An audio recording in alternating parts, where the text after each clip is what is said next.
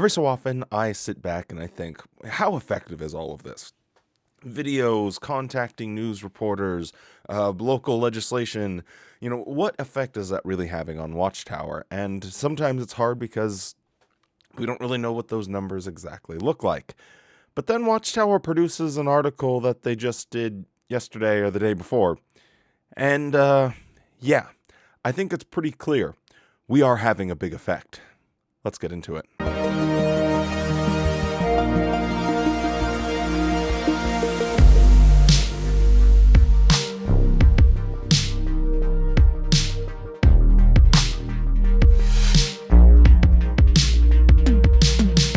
Hello and welcome back to the JW Thoughts channel. My name is Wally and today we are looking at a Watchtower article. This is the April study edition of the Watchtower, and it's an article called Strengthen Your Appreciation for Jehovah's Organization. And the entire concept of this article is basically don't listen to all of those evil apostates out there. And the way that they go and tackle things is diabolical in some ways. So let's just get right into it. Now, I don't want to bore you to death and read the entirety of the article, but you can find it on their website, but I will just look through a couple of interesting points. So here in paragraph 6, I found this little snippet very telling. We benefit greatly when we study the Bible with the help of our Christian publications. So straight away, you're seeing this we thing. Oh, we. It's all us. We're all, part of Jehovah's organization. When that simply isn't the case. It is a pyramid. You have people at the top and you have people at the bottom. So this we nonsense can just go and be some branding for Nintendo, because I'm not having it. But it is interesting how they intertwine the Bible with our Christian publication. So, as I say, for instance, we are able to compare Bible teachings with the direction we receive from the organization. When we see that the guidance we receive is based on the scriptures, our confidence in Jehovah's organization grows. Brother, you do not have a lens to view the Bible outside of the organization. There is no comparison. You're not comparing anything. When you're a Jehovah's Witness, you are simply told this is what you believe. And if you stop believing it, we will kick you out and we will shun you and you will lose everyone you've ever cared about in your entire life. That is what this isn't, I can compare. Oh, that's what the Bible says. Oh, that's what our literature says. They can make the Bible say whatever they want. If you have a separate interpretation, if you have a different understanding of what's in the Bible, it is not acceptable. Skipping ahead to paragraph 12, we had a little bit of talk about elders. Just for some context here, basically what they did was compare what the organization does, what Watchtower does, with following the pattern of Jesus. So in people's minds, they're thinking Watchtower, Jesus. Jehovah's Witnesses, God. They have a one-to-one sort of comparison in their mind. So then in paragraph 12, we come down the ladder from the governing body, the corporate aspect of it, and we're down to elders now. When we receive direction from the elders, we should follow it willingly. By doing so, we will make it easier for those taking the lead to do their work. The Bible encourages us to be obedient and submissive to those who take the lead. That can be a challenge at times. Why? Because these men are imperfect. However, if we focus on their negative qualities rather than their positive traits, we will, in effect, be aiding our enemies. If this isn't out of like the playbook of controlling narcissists, I don't know what else could be. Don't focus on their negative qualities. That'll make it harder for them, and by golly, you are going to be aiding the enemy. Yes, they are creating a us versus them. We have the organization, the followers of Jesus, and then we have our enemies. So they go on to describe in what way? We will be undermining trust in God's organization, which is what our opposers have set out to do. What specifically can we do to identify and reject the negative propaganda of our enemies. Now, this is a massive problem, especially when it comes to the historic handling of CSA within the Jehovah's Witness organization, which is being scrutinized more and more by countries all over the world. But when you have this trust, no, you have to trust the elders, absolutely.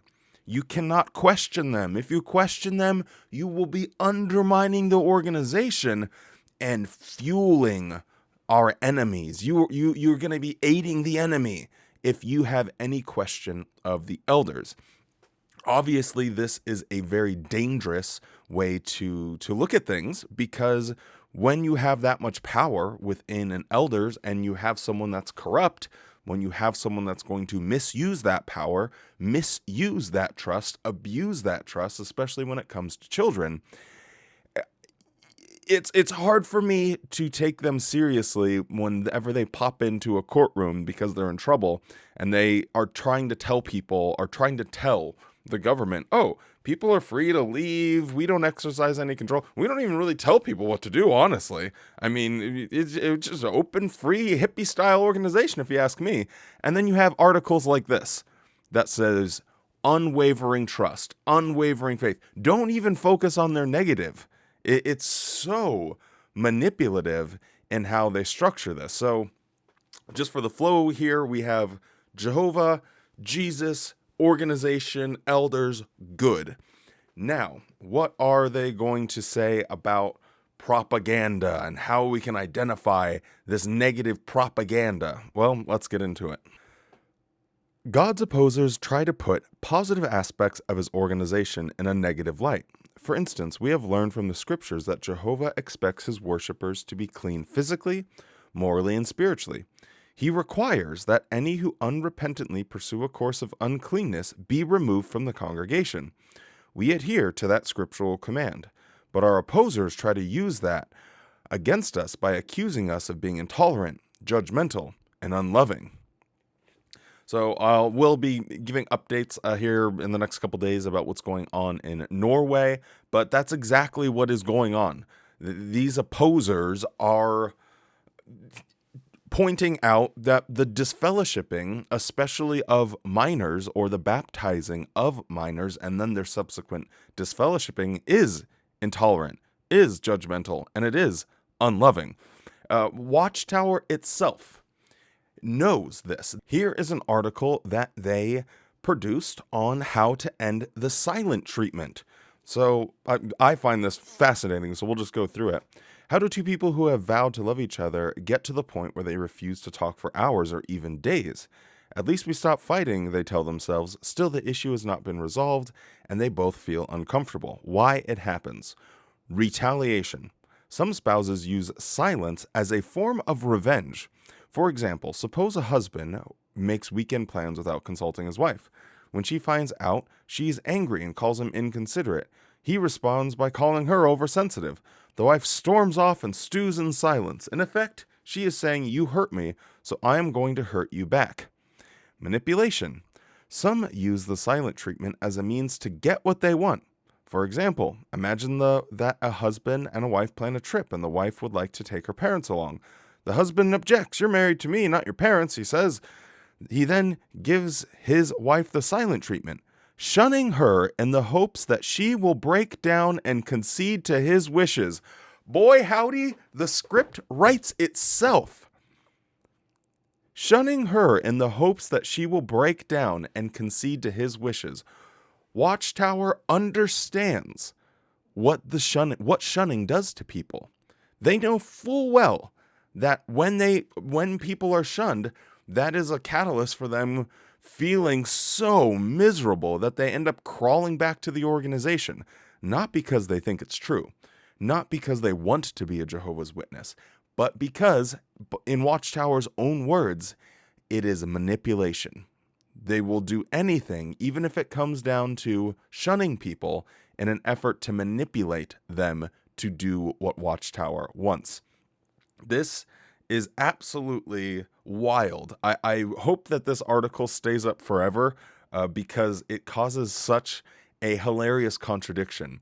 Because how can you in one hand say, oh man, look at these, this manipulative jerk over here is giving his wife the silent treatment, and then that's exactly what they turn around and doing. It is absolutely perplexing how they haven't taken this article down, but we will never forget here on the internet. I can guarantee you that. Now, getting back to the article, recognize the source of attacks. Satan the devil is behind false stories. He is the father of the lie. So we should expect that Satan will use his supporters to promote false stories about Jehovah's organization. This was evident in the first century. And they go on and talk about some stuff with Jesus is blah, blah, blah. Anyway, we can jump back here in paragraph 16. Satan did not stop lying in the first century. Today, he is still misleading the entire inhabited earth. If you hear negative stories regarding the organization or the brothers who are taking the lead, remember how God's enemies treated Jesus and the first century disciples. Today, Jehovah's people are being persecuted and maligned exactly as the Bible foretold. False stories will not mislead us if we recognize their source and take immediate action. What action should we take? So they've put this song and dance together. Hey, the organization is basically Jesus, and all apostates are basically Satan. Which one are you going to listen to?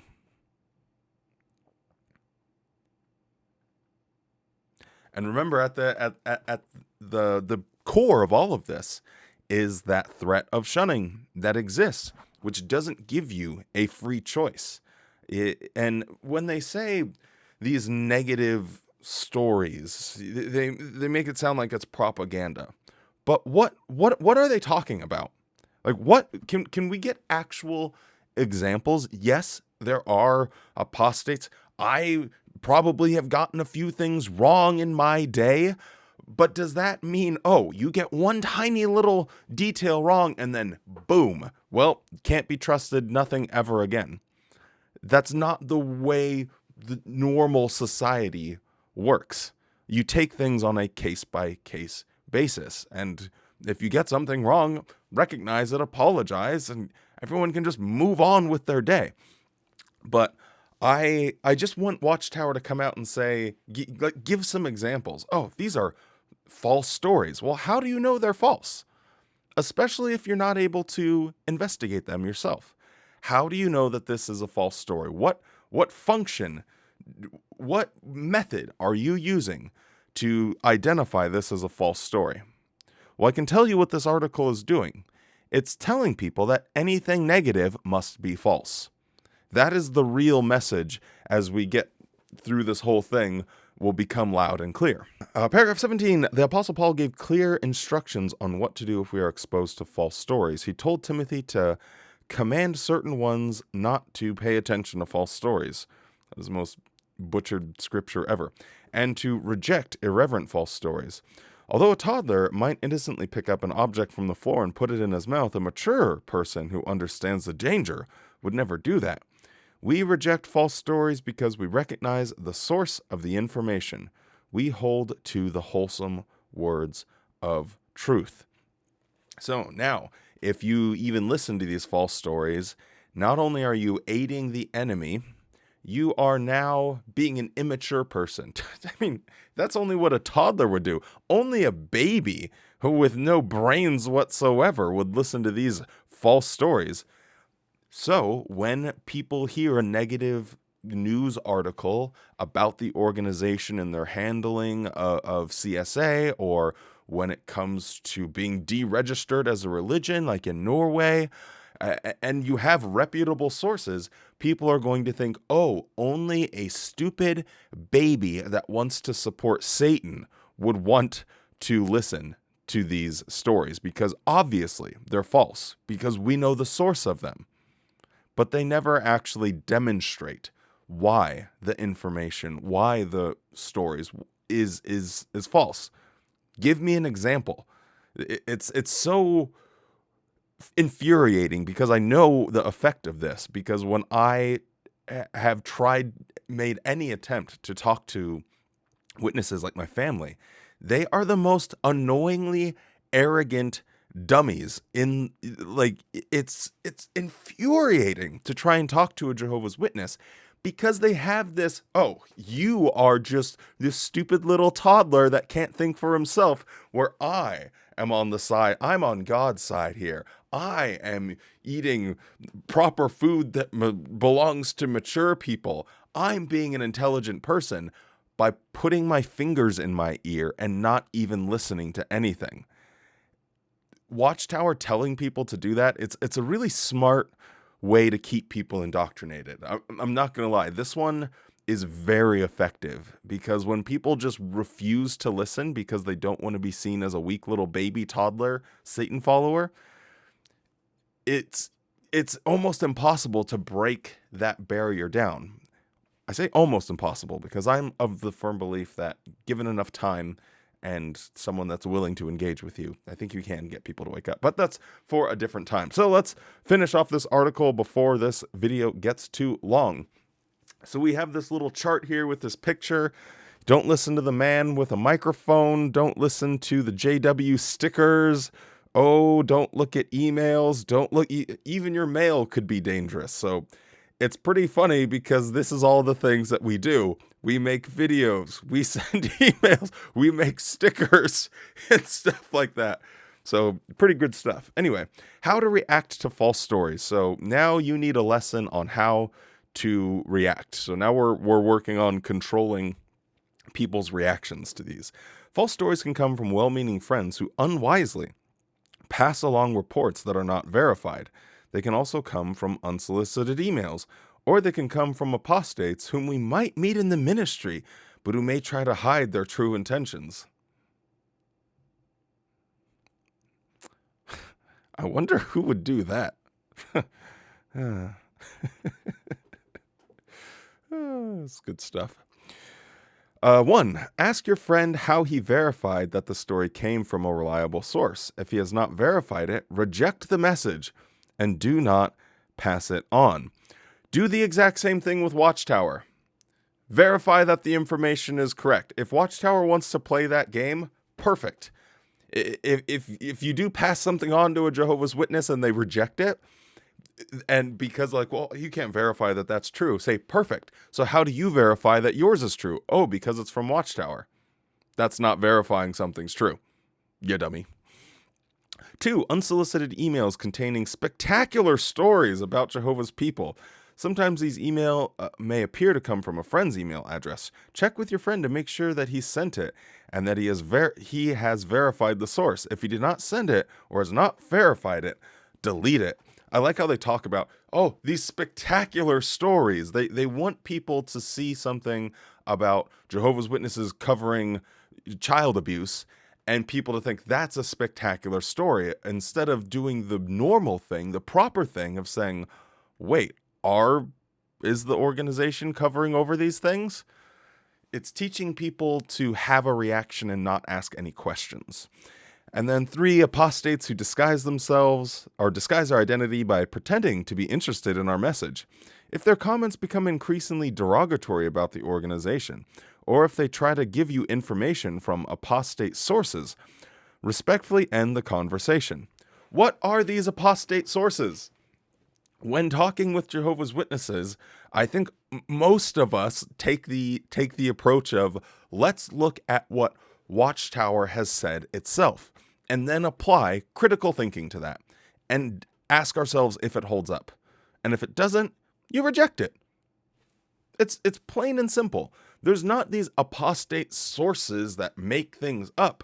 The sources are Watchtower. You are the apostate sources, brother. Like, you guys are the ones. Like, are you arguing that, oh, well, they're just interpreting that in the wrong way? No, it's just applying basic common sense. It's not even like this analytical PhD level breakdown of things. I mean, sometimes it's like that, but sometimes it's just basic common sense. Anyway, last paragraph here. We have considered just 3 of the many ways that God's organization imitates Jesus. As you study the Bible, take note of the additional ways that the organization follows Jesus' example. Help others in your congregation to build their appreciation for the organization, and continue to demonstrate your appreciation by serving Jehovah loyally and sticking closely to the organization that he is using to accomplish his will. May we continue to treasure the privilege we have of being associated with Jehovah's loving and loyal people. Holy Mother of Christ. This is wild. How glowingly they talk. You have the privilege in this loving organization. Don't squander this privilege. We're following the example of Jesus. So they really create this spectrum here. So anyway, I found this video, or this, well, hopefully this video is interesting to you guys, but I found this article really fascinating because I think they're hunkering down and trying to train Jehovah's Witnesses on how to react for the storm of negative PR that they're going to be receiving. And Watchtower knows all of the court cases. They know that it's going to be wild here in the next year or so for them, especially trying to maintain their image of these good, happy people. So they're trying to get out ahead of it.